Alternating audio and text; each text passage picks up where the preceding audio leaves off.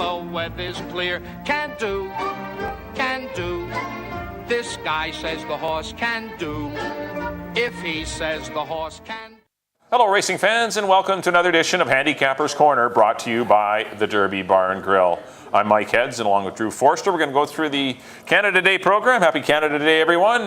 July the 1st, we do have 10 races today, 4 stakes races, 4 nice $50,000 stakes. Should be a lot of fun. We got some nice horses running today. Really strong card, and Canada Day is always, it's one of the kind of our signature days at Hastings, where we always get a really good crowd. It's a lot of fun. Everybody's got their Canada jerseys on and everything. It's supposed to be very hot, around 30, 32 degrees, so be a really good day. Hopefully the wind kicks up. We always get a breeze off the Burrard Inlet, and hopefully it does, because I know it's supposed to be warm, and hopefully keep the heat down a little bit, but should be a good day. Let's get into the first of 10. We have 10 races, so let's get rolling here. $10,000 claimers to kick things off. Got to field of 7, going 6.5 furlongs. I'm going to go to the 3-horse Stormin' Proud Papa as he makes his return. Got a little freshening after his Phoenix campaign. He had a couple of tries for a little bit more money at that $15,000 level to start off the season, but he just ran okay in those races. But he obviously needed a freshening. He's come back to work well, and I just think he's in a spot where he's going to take a perfect trip behind the speedy Lookout Dubai, Seminole Brave. You got Passion Red that shows speed. Joy of the Lord might be out there as well. I just think he might take a nice trip just in behind them. So I think he's the best horse, and I think he may get the best trip. That should add up to a victory, I'm hoping. I put the 7-horse Joy of the Lord in for second. He did run in behind Super Steve last time, but it was just his first start of the year. I think he's the one eligible to move forward. It was Super Steve's 5th start of the season. So I just think Joy of the Lord has more upside to him, and he might be able to turn the tables on Super Steve. But I think those two horses are pretty close anyway. Yeah. But I think Stormin' Proud Pop is the best horse. I went 3, 7, and 6. I put the 6 on top, Super Steve, because you mentioned that there does look like there's a fair bit of speed, and I like that he can go either way, right? He can lay Came from off it last time. It was good. He made a nice move from off it last time, and Melanie Walters could not be any hotter. She's having a career year in her first year. Yeah. I guess any year would be a career year. But 8 for 23, she's knocking him dead. I like the way her barn's going. Amadeo and her are teaming up for about 40% right now. I got Super Steve on top. I put Passion Red, the Glenn Starlet horse. This is a guy that's, all of his races here this year have been bang-up races. He's a fighter. I like how he just keeps going, keeps digging in. He always seems to find a little bit more. And he's a gutsy little horse, so I put him in for second. The third spot, I put Mull over out of the Craig McPherson barn. Horse bred by Derby regular John Gunther. He was running much higher most of his life. He ran at the Fairgrounds, ran at Keeneland, ran at Woodbine. That was his first start of the year here last time. First start at Hastings, I should say, for $10,000. Kind of a disappointing 5th, but what I like is the fact that Craig put him right back in for the $10,000. He didn't drop him down to like a non-words of the year or $7,500 or something like that. He stuck with him at $10,000, which makes me think he thinks there's more there, and maybe he can get a little bit out of it. So I went 6, 5, and 4. On to the second. Maiden 5,000 for 3-year-olds and up. The first of 2. This race did split as well. And I've gone to the 3, your logical horse. Going to be a very short price tally stick of the Dino Colindelinos barn. Ran it for maiden 20, got beat 5 lengths. Yep. Ran it for maiden 10. Led the whole way. That was going long. Just got tired a little late. Got passed by Dino's other horse, Circle City, and Lord Harlow. But now drops in for 5,000, shortens up. Tally stick is your horse to beat here. I got him on top. The second spot, I put Car Talk, who's been knocking on the door at these kind of races. Was competitive for 10,000. Dropped down to the maiden 5 last time. And just got beat by a length. So I like Car Talk back for second spot. And in the third spot, I put 1440. Very troubled trip his first time for maiden 5. Just got beat ahead. Took the jump up for 10,000. Got well beaten. That wasn't his gig. Came back down for maiden 5 and led the whole way. Got caught late by Sacred Cause on Big Trouble. He kind of got swamped late. But another horse, that there is more talent there. He still seems a little bit green, but he could put it together. I got 3, 2, and 7. Yeah, I don't have a lot to add. Those are the 3 horses. I've gone to Tally Stick to win it as well. Obviously, his company lines are a lot better than anyone else in the race. He was a decent 4th last time against Much Better, and prior to that as well, sprinting for 20 grand, he was 4th. So I think he's the horse Amadeo Perez rides. I put the 7-horse 1440 in for second, and the 2-horse Car Talk. They're interchangeable to me, but those are your horses. I went 3, 7, and 2 in the second race. The first half of the 5,000 maiden split, and here's the second half in race number 3. Got 9 of them signed on. I've gone to the 8-horse I'm Big Trouble. Good back-to-back runner-up efforts. Really no excuses last time. He was just second best. And this is kind of where he belongs. And he's not finding a very tough field. I think today's the day for him. He's got to break his maiden. I don't see a whole lot here. The only ones that may be able to challenge him might be a first-time starter like the 3-horse Harris Valor, who I will put in for second for Pedro Alvarado. Works are kind of an abbreviated work tab, but they're all decent, but he's not facing a tough group. This is a pretty soft spot to debut, so this horse has a little bit of speed. If he does have a little bit of speed, because he's out of the mare Sarah Harris, who was very fast herself and won quite a few races. In the Gary Demarest barn, so I just think this horse could have some potential to be live. And I put the 9-horse Bite Your Tongue. Didn't get a great break in the posts, but this horse has been running for 20 and 10,000 so far this year, and gets down for 5. This horse might make some impression at this easier level, so he's another one to keep an eye on. But I went 8, 3, and 9. I agree on the 8. I think he's your standout in here. I agree. The second spot I put Bite Your Tongue. As you mentioned, the horse been running much higher. He drops down to this level. The race 2 back only got beat 3 lengths by Proxman, Intended Consequence. So he looks. I think that's your exactly here. I like him quite a bit for second. Yeah. And third spot, I didn't know what to do. I looked around. I thought about Harris Valley. I went with Final Miracle. Decent connections. Antonio Reyes is riding really good right now. Rob Van Overshot got beat fairly well in that Car Talk Sacred Cause race last time that I'm Big Trouble was in. But I needed to put somebody in for third, and he ended up being the one. I got 8, 9, and 7 in the third race. On to the 4, the Monashee for fillies and mares, going 1 1/16 for $50,000, field of 6. And I have gone to the 6, Dance the Wind. She did get everything kind of her own way last time. There was a very hot pace. She came flying down the lane and beat Terlani.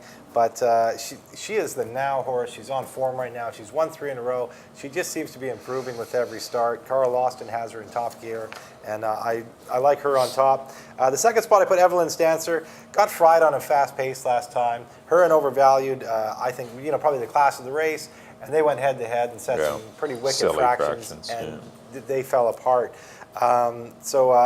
With a little bit softer fractions, maybe she can hang on and win this race. That wouldn't surprise me at all. But I did put her in the second spot just because of the way Dance the Wind has been running right now. And in the third spot, I put Overvalued, the one that's going to be out there with Evelyn's Dancer. Those to me seem like the logical horses in here. Maybe Castanet Dancer could jump up and get a piece of it. Last time she ran here at Hastings, she only got beat a length by Evelyn's Dancer and Overvalued, so she's all right too. But I went 6, 2, and 4. Yeah, this looked to be a very boring division to start out the year with Evelyn's Dancer looking like she was going to dominate everything. Well, she did carry 126 pounds last time, but showed she was beatable under the right scenario, and she showed up in front bandages. I was a little concerned with that, and she did succumb.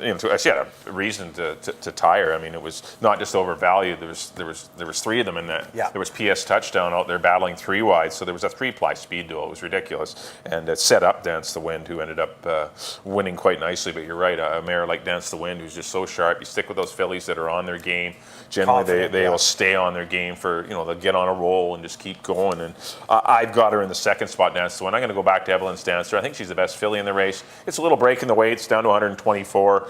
With no PS Touchdown in here, I think the pace scenario is going to be a lot kinder. I don't think Overvalued is going to chase Evelyn's Dancer all that hard. I don't think they're going to go at it like they did last time. So I'm going to take Evelyn's Dancer over Dance the Wind and Overvalued for third. I think those are your 3 horses. You can throw in Castanet Dancer, Wando Woman. It's a tough. It's a wide open race. Depending on how the opening fractions go, it opens up Wando Woman, the chances for her, if the fractions are a little silly, they get a little too sharp, and even Castanet Dancer and Racing for Gold. The races, the 6 top mares are in here, and it'll be a good test. But I just think the pace, I'm going to gamble that the pace scenario is going to be comfortable, and that'll help Evelyn's Dancer and Overvalued. So I did go 2, 6, and 4 in the Monashee. On to the 5th race, now where it's a 2 lifetime for fillies and mares, going 6.5 furlongs. I went to the 4, Pine Walk, debut runner here for the Troy Taylor outfit.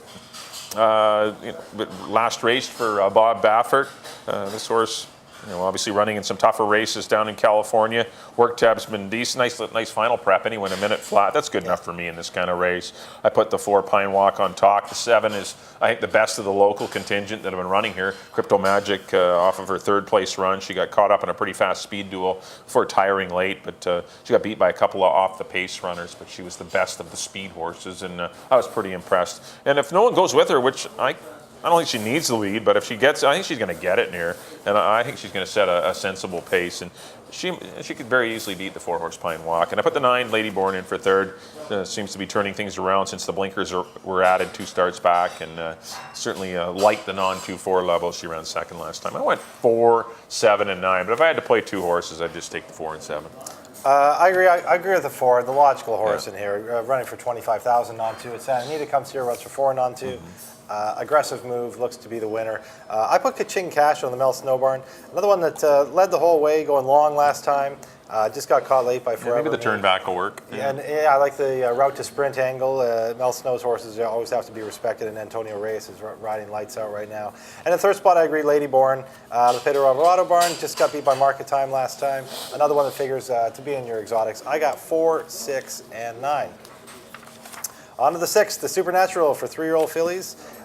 They get to stretch out for the first time this year. First time they go long. And I think so, will get the distance. She's got the breeding for it, being a proud citizen. She's got decent distance numbers. And I got her on top. She hasn't done anything wrong, so it's coming here to Hastings. Brilliant. 2 convincing wins for I think so. The 2nd spot, I put Silkworm. This was one that might take advantage of that longer distance because she was rolling late last time. She made a nice move into 2nd and was getting a little bit to I think so, but the race was over. And the 3rd spot, I put Lady Henrietta, a underrated mare here at Hastings, filly I should say, who just got beat by Market Way, just got beat by Tempered Steel, come back and beat Bamboo Dream and Vino Terra, a 3-year-old filly beating an older mare like that. So Lady Henrietta is kind of an underrated filly. I think she could get the distance, and I don't mind her in the 3rd spot.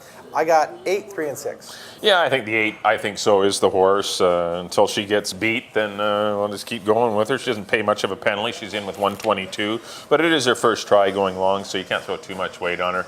But I'm surprised she had 9 people sign up to run against her in this race, considering how dominating she's been. But I'm going to go to I think so over Silkworm. She's the only one that's been able to get within breathing distance of her. So Silkworm, she's a pretty nice quality filly too for Greg Tracy and the Rivers Edge Racing Stables. And I think these are your 2 horses. I think it'll be a gap back to the rest. And my 3rd horse will be the 2 horse Miss Derrick, who broke her maiden quite nicely and then ran against the boys and was given an unenviable task of running up on the pace. 23, 46, 111. I mean, she was chasing those fractions. She had no chance of winning. It helped her stablemate Bluegrass Pride win the money, but still, she's in a better spot, I think, for her to be able to, perhaps maybe not be successful, but at least be on the board and be stakes placed. I think she's, with that mile 16th race under her belt and just under more sensible fractions, I think she'll be part of it. So I'm going to put her in the 3rd spot. I went 8, 3, and 2 in the Supernatural. On to the 7th race. This is the Lieutenant Governor's mile and the 16th for older horses. As they do kick off the late pick 4 here. Got to field the 6th. And I've gone to the 3 Herbie D. I'm going to give him another shot. A good 3rd, I thought, behind Shrug and Wildcat last time. It was just a 2nd start off a big lengthy layoff, and perhaps, like trainer Rob Gilker said, he bounced a little bit. Didn't, it was coming back pretty quick in just, it was like 16 days. It wasn't much in between a hard race. Well, it wasn't a super hard race, but he ran fast and won 15 and 1, and going 6.5 in the Longdon. It takes its toll, and you need a little time to recharge the batteries and get everything going again. And 16 days was a little bit quick to change distances anyway. Maybe 6.5 the horse might have been fine, but I think he'll be better prepared for this race, and I think he'll have better spacing between runs. So I'm going to give Herbie D a shot to defeat the 2 horse Wildcat, who just missed last time, ran another credible race. So it's a cool horse. They ran fast and couldn't quite get by Shrug, but I think maybe with the right pace scenario, Wildcat can do it. Owned by a good friend of the show. A great friend of the show, Wayne Oliver, Rob Fioravento, Cowboys and Indians, and Gord Christoph. I can't forget him. But with the Governor race too, the pace scenario could be a little lively, and that be the big key for Wildcat. So, and I put Shrug in for third. I mean, he's a cool horse too. Class, what a classy guy. As Dino said, this horse, he's been doing so well sprinting. Remember in the interview, why change distances in California, that is. Yeah. And, so they weren't 100% sure if he'd go long, but he did it nicely, and Frank rated him beautifully on the outside of Herbie D. But post positions changed now on the inside of Herbie D, so I don't know, the tactics could be a little different. I went 3-2-1, but I think all the inside three horses deserve big respect. He does like the distance. He's 2 for 2 at the distance, and that's why I put him on top. I got Shrug on top. He is in the 1 hole, as you mentioned, but I do think there's a fair bit of speed where they can kind of clear him, and Frank might get him in a nice spot in third. And if the Gov can push Herbie D, I look for Shrug to take advantage of it. And I see Herbie D being able to put the Gov away, but I see Shrug maybe passing Herbie D down the lane and getting the money again. Shrug just seems to be, hate to say underrated, because he will be one of your favorites in this race, but he's 2 for 3 here at Hastings with a second, and people still are looking at Herbie D and other horses. But I got Shrug on top, put Herbie D in the second spot, and Wildcat, as you mentioned, is going to, the quicker the pace, better for Wildcat. Could set him up nicely. Yeah, absolutely. So because he didn't get the greatest pace scenario. I mean, they went okay, but it was comfortable. Like, Shrug was never chasing Herbie D. I mean, he was just leaning on him a little, but there wasn't this crazy speed duel. No. And I think things could get a little healthier for Wildcat. If one of those forms in this race, look for Wildcat. He'll be charging it. I got the same three horses. Those are your three. You need them all. I think you need them all. Yeah. I think you need 1, 2, 3. Yeah, absolutely. And I went 1, 3, 2 in the 7th. On to the 8th, 3-year-olds and up allowance race. Nice little allowance race for 3-year-olds. Or 3-year-olds and up, I should say. I've gone to the 6 El Capone, a horse just missed in 2 of these races to Stratify and Storm for Becca last time. Been kind of unlucky. He's had some traffic troubles. They've been big, bulky fields in each one. And this one's pared down a little bit, down to 7. So I got El Capone on top, a horse been knocking on the door, 4-year-old, running against mostly 3-year-olds. The second spot I put Bridge Jumper, beaten Chalk last time, disappointing. I look for him to rebound, though. Troy Taylor knows how to have him ready. I wouldn't, I see him coming back into this race in strong form under Aaron Greider. And in the third spot, I put the 5, Hope Seeker, most impressive first-time winner here at Hastings, at odds of 25 to 1. Nobody saw it coming. But a really impressive race out of a well-bred horse that they paid $45,000 for at the sale. A heat seeker out of a Dehara mare. Carl Lawson's barn going very strong. You're going to see his good mare. Dance the Wind. He's got a bunch of nice horses, Carl. He's doing really well. Carl's having a very strong year, so definitely keep an eye on Hope Seeker in here. That wouldn't surprise me. I got 6, 1, and 5. Yeah, I got the same 3 horses. I did go to the 1, though, Bridge Jumper. Was on a 3-weight. It took the worst of it in a 3-ply speed duel. It was just a second run of the year. He was second to Proud Victor in his debut run in the Jim Coleman province. Drop back into allowance races. Still, you're running into older horses in those allowance races, so it gets a little difficult. I just don't see a pile of speed in here. I don't think Stolett's going to go as crazy as he did last time, and I just think Bridge Jumper gets things a lot more relaxed, and I'm going to call him a winner over the 5 Hope Seeker, who has endless potential. This horse is a big, good-looking colt. He's a nice, good-sized horse. Last time. I think he's just he just won going 6.5 because he's a nice horse, but I think his best distance will be going farther, and which will be great. I mean, the Lissagars put a lot of money into this business. They race under the Century Plaza stable handle, but the Lissagars put a lot of money into this game, and it's nice to see them get rewarded with a very nice colt. And cross our fingers for this guy, as he looks like he's headed for Stakes Company after this race. He'll definitely be going longer and in the 3-year-old division. And I put El Capone in for third. He's had a lot of chances to get out of this condition, but he had a pretty hot pace last time. When you get hot paces like that, you got to capitalize. And you got to beat a nose. You got to win by 3 or 2. You got to win them races and not get outrun by Stormin' for Becca or Ruffy Joe. It was really close at the end that day, but I just don't see the pace scenario being the same as it was last time. So I went 1, 5, and 6. On to the 9th race, another Hall of Famer named Purse. This is the Chris Loseth Handicap, a mile and a 16th for 3-year-olds. And I'm going to go to the 1-horse Major Dundee. He's had a couple of brutal trips. He's had a couple of toughies last 2 times. I think the mile and a 16th will suit him to a T. And I'm going to try him to win it over the 3 Bluegrass Pride, who was definitely like the stretch out. They tried an experiment with him 3 starts back without the blinkers, and or with blinkers, and they quickly ended that experiment, and he's rewarded them with 2 mile and a 16th victories quite comfortably. Last one in a very good 143 and 3. He's a nice colt going the right way.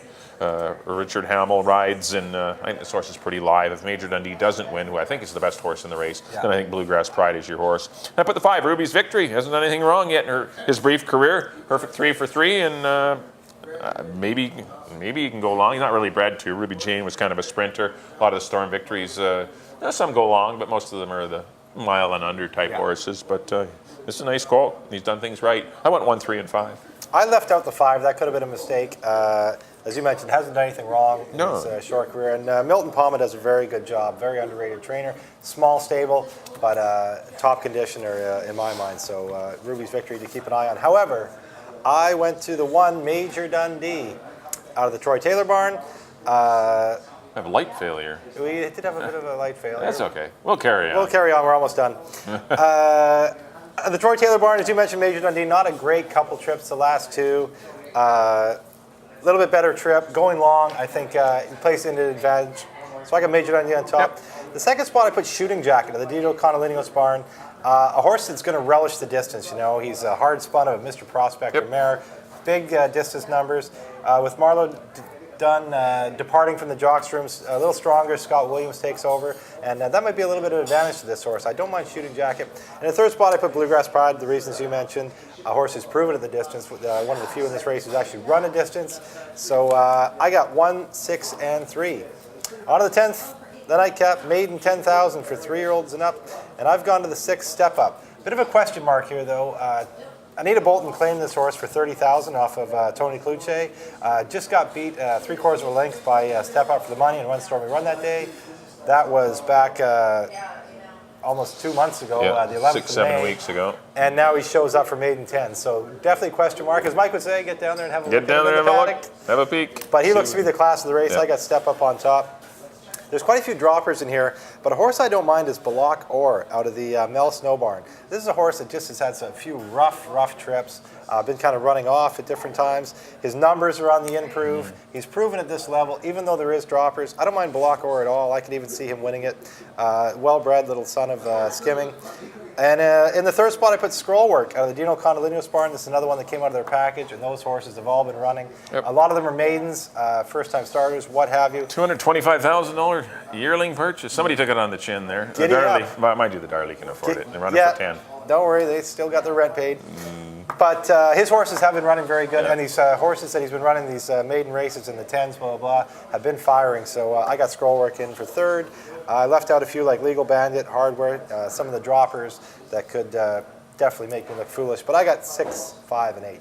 Yeah, I agree with the 6-horse Step Up. I don't love the horse, but I think the horse must be respected down here for 10,000. Yeah. I put the 2-horse Legal Bandit in for second. This horse was caught up 3 wide on a pretty fast pace duel with Monaghy and Peyton's Best. Those 3 went some pretty fast fractions. I think returning to a sprint will be what this guy likes. Fernando Perez was aboard for that runner-up effort. This is Milkamine Joey, so I think that's a big plus, and I think that kind of race that he ran 2 back is good enough to win here. Yeah. And I put the 7 Latuani in for third, just on the class drop too. I don't love the horse, but there's a lot of horses to look. There's so many droppers in here. It's really tough to fall in love with any of them. I mean, people are searching for the right spot, trying to get a win. But I went 6, 2, and 7. Well, that concludes our analysis of the Halloween Monday. The Halloween. I know we got. I know they used to call hockey games when we look good actually in the dark. It is. I don't look so pasty. We look nice and tanned. But next up on screen will be a quick look at our selections for the Monday program. Back in race number 1, I went to the 3-horse Storm and Proud Papa. I went 3, 7, and 6. In race number 2, I went to the 3 Tally Stick, the old 3-3 double, 3, 7, and 2. In race number 3, I went to the 8 I'm Big Trouble over the 3 and 9. The 4th race, the first of 4 stakes races. This is the Monashee. I went to the 2-horse Evelyn's Dancer over the 6 Dance to Win, and the 4 Overvalued for third. In the 5th race, went to the 4 Pine Walk over the 7 and 9. Race number 6, number 8. I think so, over the 3 and 2. Race number 7, the 3, Herbie D, 3, 2, 1.